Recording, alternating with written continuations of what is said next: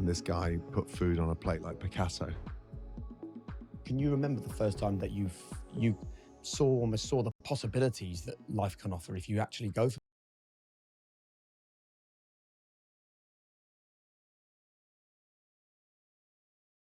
something?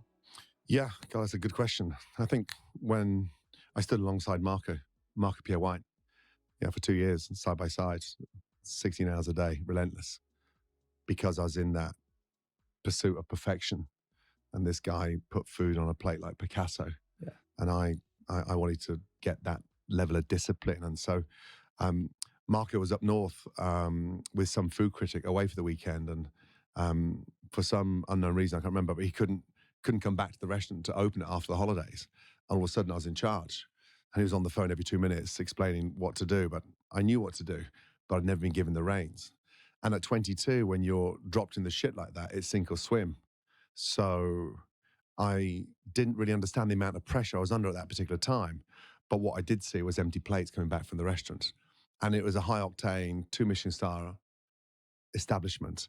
And every customer was licking their lips. Every customer couldn't quite believe how good the food was.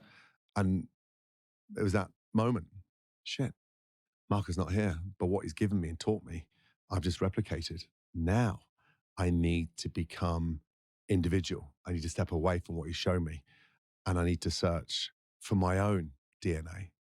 But you already, though, had something, because you don't end up in a Marco Pierre White kitchen unless you're already grafting, chasing perfection, thinking that you actually deserve to be there. Like, even further back, I know you played football as a young guy. Yeah. Like, was this mindset that Gordan was destined for something there when you were 12, 13, 14, 15? Ooh, that's a tough one. I was hungry.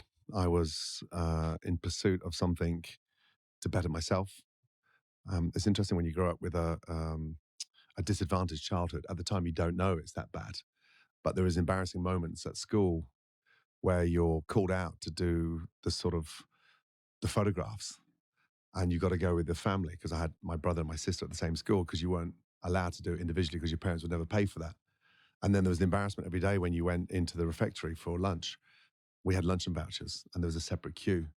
And so it was like council house kids on the left-hand side and posh kids on the right-hand side. And that gave you a complex. That gave you a sort of a stern warning to get your shit together.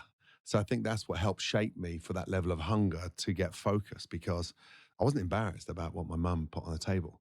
I was embarrassed about the way it was segregated, in the way that you were made to feel separate from the classroom because your mum and dad couldn't afford to give you any money for school lunch.